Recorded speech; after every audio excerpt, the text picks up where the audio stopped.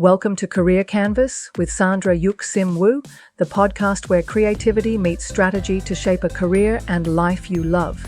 Chris Doré has shaped global communications in South Korea, working in government, automotive, and technology.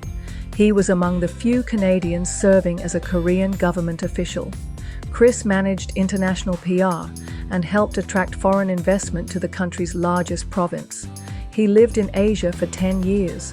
Chris's journey defies convention. He's a storyteller, a strategist, a professor, and above all, a builder of people and ideas. Today, he's the CEO of Scarlet Nova, an AI consultancy and venture studio helping businesses make artificial intelligence accessible, practical, and transformative. Whether designing adoption strategies or guiding digital innovation, Chris helps leaders navigate change with confidence. He's also coached individuals and organizations through meaningful transformation. At Algonquin College, where he's taught for over a decade, Chris has created and led entrepreneurship, sales, and emerging tech courses. He's known for pioneering hands-on learning. With roots in finance, PR, and education, Chris blends global insight with real-world impact.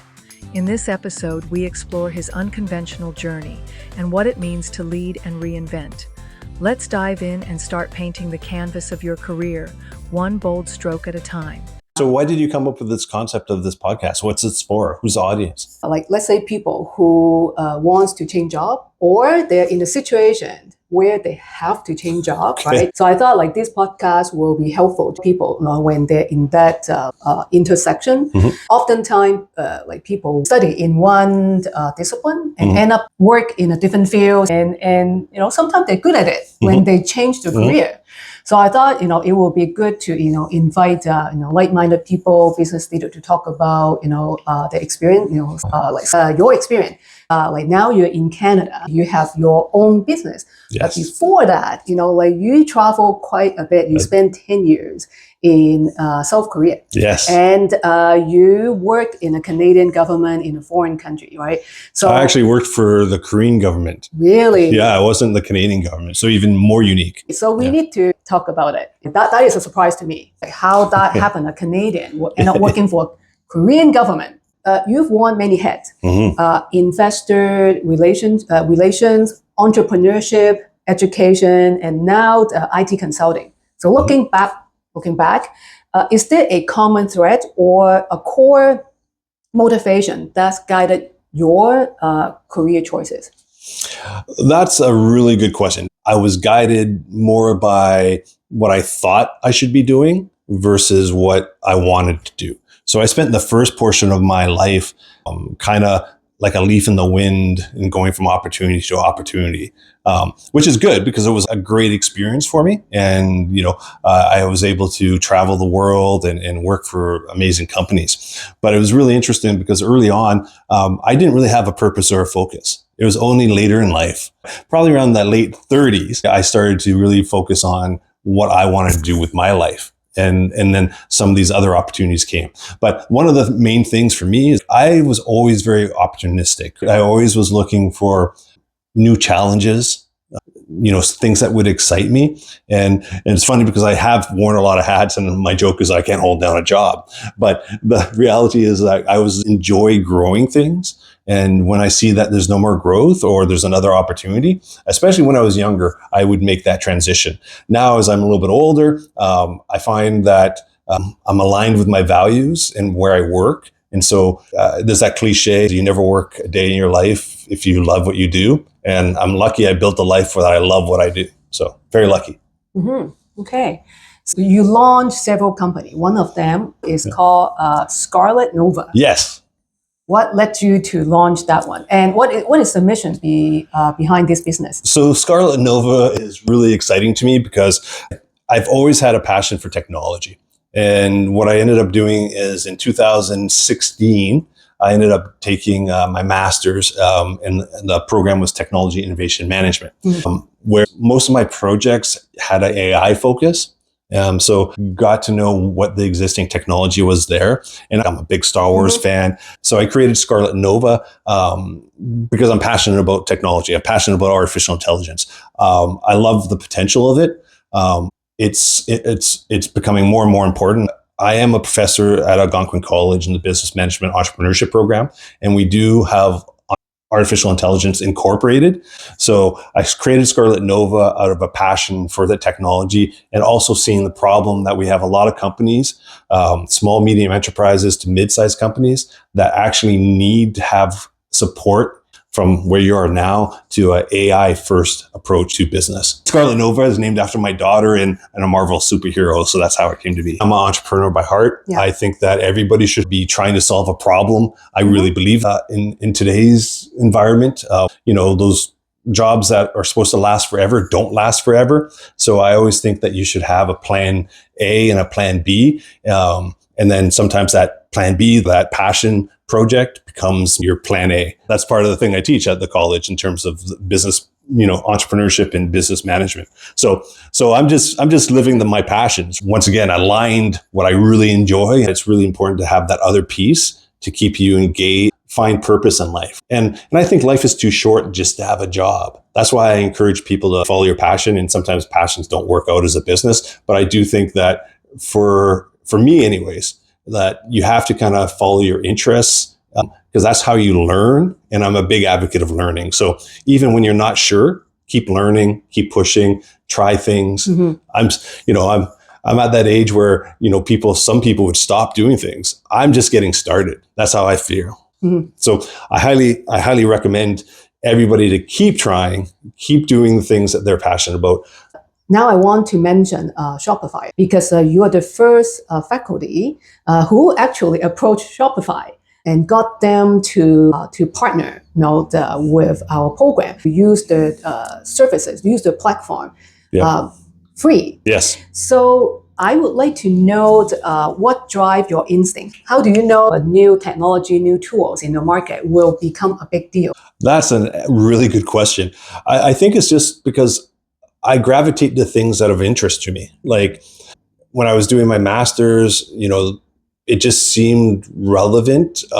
It's what I'm into. Like best way to describe, I'm a kind of a nerd. It's what I read, and being born into that. Well, I was 6 or 7 when I first saw Star Wars. It embedded in me. So I think a combination of being really interested in technology and then being a big reader enabled me to see these opportunities and be curious. It's my curious nature that allows me to be a little bit ahead of the curve. That's good. What's the one underrated truth about entrepreneurship that everybody should know? Because you talked about, be curious, be passionate, follow what attract you. But, let's say someone want to start, follow your path, start their own, business, entrepreneurship. What's the one thing that people should think about, but often they don't? I think there's definitely a mental aspect to any type of success. And I think the mental aspect of entrepreneurship is very difficult for a lot of people because there's a lot of fear around uncertainty. And I really believe that people that are successful, not just in entrepreneurship, but in any other, have the ability to see no or hear no many, many times and still persist, right? To me, when I hear a no, that just means I need to get curious about why that no is. And then I got to start thinking about ways around the no. For me, no has never been a no. When somebody says no to me, a cue to ask more questions to understand. So I think the ability to fail and be okay with hearing no is the definition of success for me and how to be successful.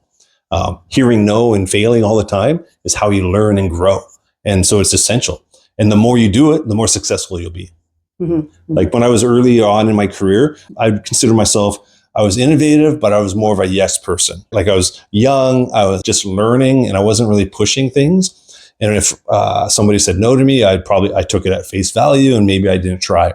But as I got older and wiser, I kind of started pushing back against no's. Okay, no, interesting. Why is that? Right? Like, is there something I'm not seeing? Is there a perspective that I don't know? And then then it gives me a little bit more insight to how to get around the no if I need to. Okay. Make sense? Makes sense. Yeah. And also, to me, like no means not now. I like that. Yes, exactly. Maybe later. Yeah.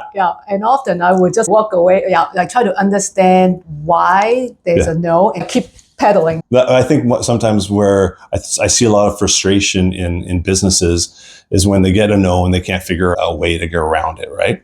I also think on the entrepreneurship side, like you have to do sales. You have to be business developing. And only people that can accept no, like that can hear no many, many, many times can be successful. It was a mental exercise. So I gamified it.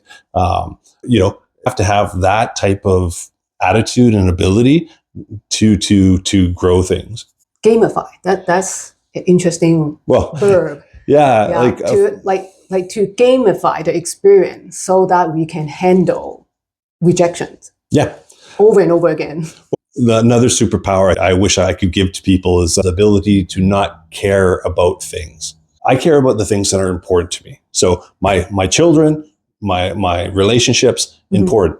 But I don't care about what the general masses think about me. So if I do a presentation, I don't have fear. I'm more excited. I don't have fear about them judging me. And that frees me up a lot.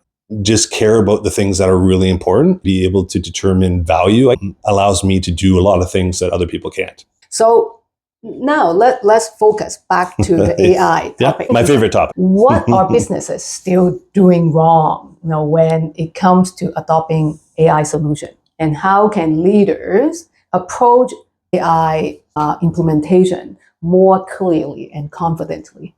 No, so what we're seeing initially when I started Scarlet Nova, I thought we would be really supporting on the strategy side, right? Where we can combine AI strategy with their business strategy to get really, really good results. We actually had to take a step back because what we were finding through our conversations and our marketing research is that the education piece isn't there yet. People have an understanding of AI at this level, but for companies to really start to become an AI first company, they actually have to increase their education and their knowledge about what AI can and cannot do.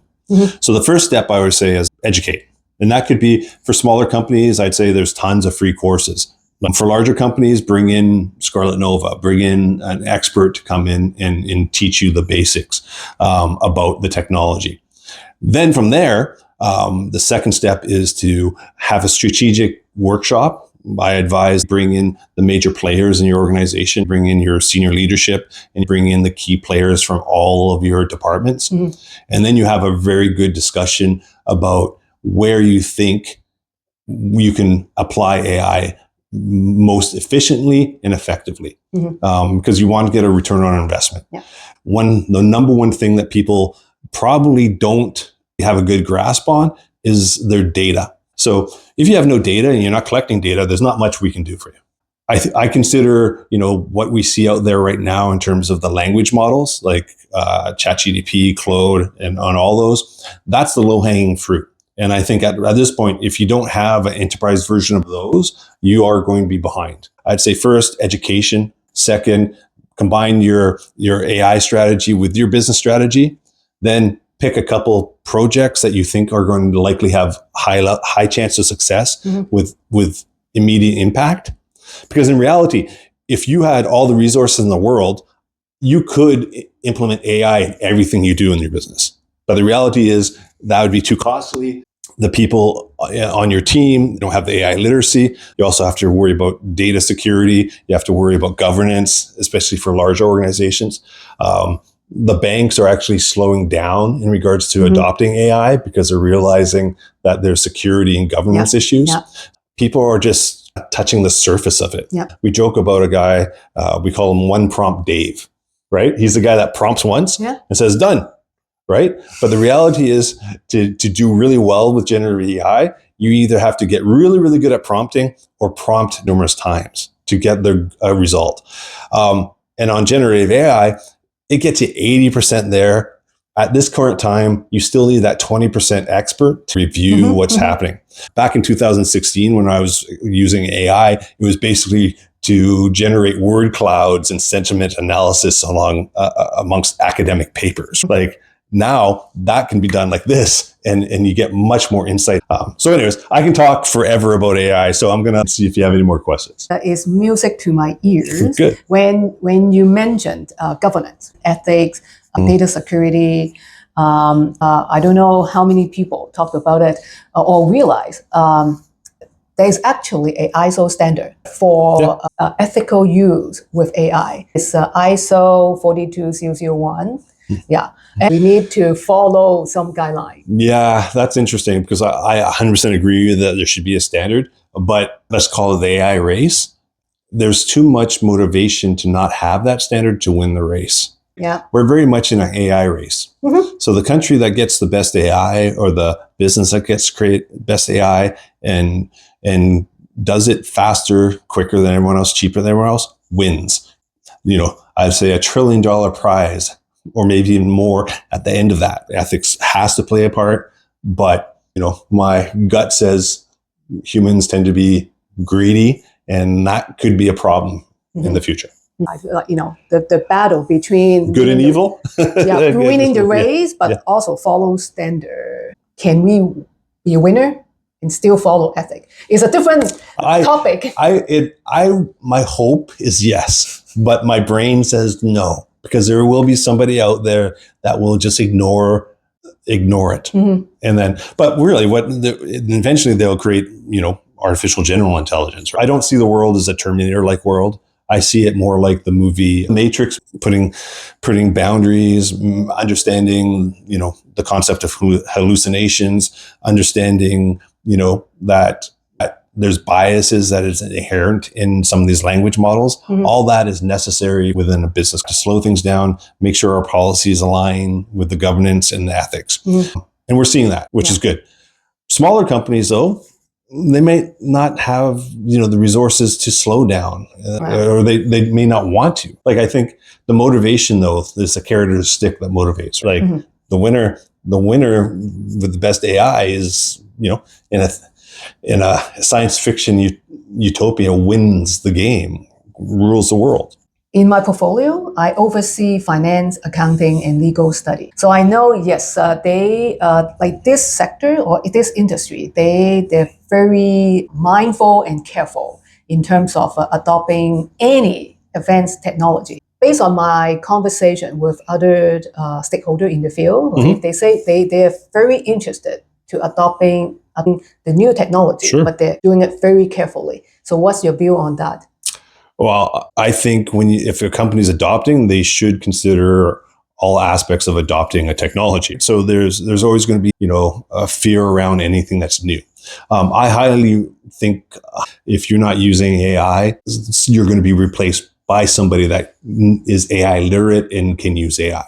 I 100% believe that because, even in my experience and what I see in the companies that I work with, they're making, such progress where things used to take weeks are now seconds as a tool. And we're just scratching the surface of it because most people just think AI is generative AI, but there's numerous other things that you can do other than generative AI. For example, if you're a business and you want to get better at decision making and you have a history of 20 years of financials, or let's say you have another company that has a history collecting customer data, the insights that you can now get from that data by using machine learning and algorithms, insights that you couldn't possibly have imagined before.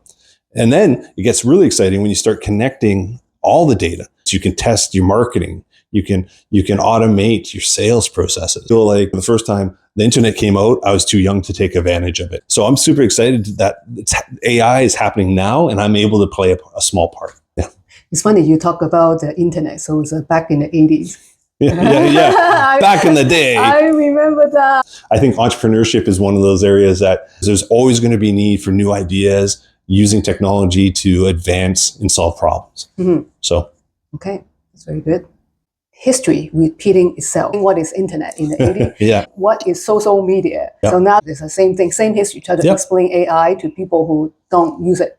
It's a technology. So when something's new, there needs to be education around it. Yeah, totally agree. Your global career from South Korea to Canada, spam, corporate, and academic world. How has this international lens shaped your leadership and decision making? Once again, amazing question. And I always tell every student I have that they should spend some time overseas in a country that isn't their home country. And the reason I say that is because when you go overseas and you live in a different culture, it opens your mind and perspective that only travel can. And as a professor in entrepreneurship and in business management, innovation is key. And within any type of business, one of the ways to really kind of work that muscle, that innovation muscle, is to live in a culture, and through that being uncomfortable and seeing things that you are not normally seeing, you can grow. There's a growth component. Now, when it comes to leadership, I would say my time overseas, where I spent it mostly in Asia, but I've traveled around a great deal, has given me a greater appreciation and understanding of others. So what I find is that it's that curiosity bit again. But when you're overseas and you're curious and you're like, that's so weird. Like, why are they doing that? And asking that question and learning and then being okay, or wow, so they have a history of doing that for so many years. Well, and then you develop respect for things that are not from your home country. So I think it enables you to understand people better. Leadership is being able to see different perspectives. That is probably why I still love going to different countries and experiencing the cultures. I also encourage everybody to spend at least, in a perfect world, I'd say take a year off, go to a country that you don't even speak the language and incorporate yourself into that country. Learn the language or try to learn the language, because studies that show that learning a different language, no matter how old you are, improves the neural networks in your brain on top of so many other advantages. So highly recommend for anybody, get out of that comfort zone, travel, experience a culture. It'll blow your mind, broaden your perspective greatly. But for yourself, you spent 10 years traveling in Asia. And I was very surprised when you told me you're one of the few Canadian got selected to work in the South Korean government. So tell me more about that experience, how that happened. Well, I think that there's a couple factors there. One of the factors is I put myself into a position. So I lived, born and raised in Sudbury, Ontario, went to university, commerce degree, but didn't want to live and die in Sudbury. So I went overseas, applied to different programs. I was accepted into an education, Yonsei University, which is one of the top 3 universities in South Korea, where I applied for a job in foreign direct investment, and they were looking for somebody that could speak well and help the South Korean government bring in foreign direct investment into the country. At that time, this was many years ago, there wasn't a big pool of applicants, and I was out at one of the best schools. So I think there was a lot of serendipity and luck in regards to getting that position. But I also find that my curious nature, and I'm very opportunistic, if I didn't apply for the positions that I've had throughout my life, I would never have gotten them. So I think being in the right place, applying, trying, and being open to new positions and opportunities is one of the main factors in that. But I also think that, I'll be honest, I was a Canadian young guy in Asia in my early 20s, and there wasn't a lot of us that were there other than English teachers. So I don't think I was being strategic, but I think that does play a part. 3 things about that overseas experience. Oh, 3 things. I love Asian food. So I think you mean in the context of business? Anything comes to mind. Oh, I love the people. My experiences there while traveling, I wish everyone would have the same experience that I had. I have never seen such grateful gratitude and just kindness from the people that I met there. The people I met, probably the most entrepreneurial, intelligent people I may have ever met in my life. The Koreans also very much, accepting and like, I felt like I was part of their family. Like they would take me in and really, feed me and treat me like a guest. So I was very fortunate. Like I'll admit that the things I miss traveling. I miss going from A to B. I like the destination. For me, going from A to B is also exciting. I miss the food and I miss the people. Just something so special about different areas of the world. I can't even put into words how appreciative and how amazing my time overseas was. Okay, very good. So if your life was turned into a movie, what kind of show would that be? Would that be a comedy, action, thriller, romantic movie, or a little bit of everything? Based upon my experiences, I have to go with a bit of everything. I've had numerous adventures. It's always, comedy has always been part of my life because I always, even bad situations, make the best stories.